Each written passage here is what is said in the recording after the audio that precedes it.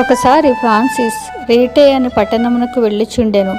పట్టణమునకు సమీపించుచుండగా తనను కలుసుకున్నటకు ఒక పెద్ద సమూహము ఎదురుగా వచ్చెను.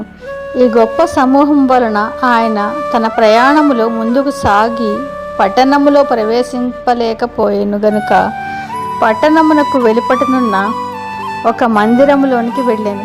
ఆ జన సమూహము కూడా ఆయన వెంట వెళ్ళిరి.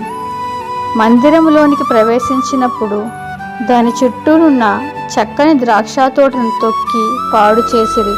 చెట్లకున్న ద్రాక్ష పండ్లను కోసివేసిరి. దీనిని పాదిరిగారు చూసి దుఃఖపడి ఫ్రాన్సిస్ను మందిరంలోనికి రానిచ్చినందుకు చాలా విచారపడెను. పాదిరిగారి యొక్క హృదయ తలంపులను దేవుడు ఫ్రాన్సిస్సునకు తెలిపెను. ఫ్రాన్సిస్సు ఆ పాదిరిగారిని పిలిచి ఆ ద్రాక్ష తోట మిక్కిలి సమృద్ధిగా పండినప్పుడు ఎన్ని సేర్లు ద్రాక్షారసం వచ్చినని అడిగాను. 12 సేర్లు అని చెప్పాను. అప్పుడు ఫ్రాన్సిస్సు పాదిరిగారితో, మరికొన్ని దినముల వరకు ప్రజలను స్వేచ్ఛగా ద్రాక్ష పండ్లను కోసుకొని నిమ్ము. ప్రతి సంవత్సరము ప్రభువా తోట కాపును ఆశీర్వదించి సమృద్ధి కలగచేయును. అది 20 సేర్లు ద్రాక్షారసమునిచ్చును అని చెప్పాను. ఫ్రాన్సిస్సు మరికొన్ని దినములు అక్కడనే ఉండగా అనేకులు ఆశీర్వదింపబడిరి. దేవుని ప్రేమించుచు లోకమును త్యజించిరి.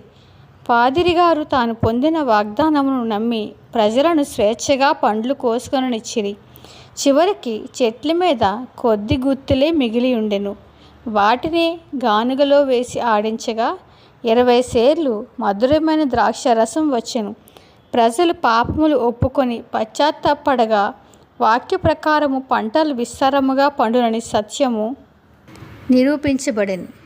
విన్నారు కదా, పాదిరిగారు దేవుని యొక్క మాటను నమ్మి విశ్వసించడం వల్ల సమృద్ధిగా ద్రాక్షారసాన్ని ఏ విధంగా పొందుకున్నారో, అదేవిధంగా దేవుని మాటను బట్టి విశ్వసించడం ద్వారా మన జీవితంలో సమృద్ధి అయిన దీవెనలు పొందుకుంటాం.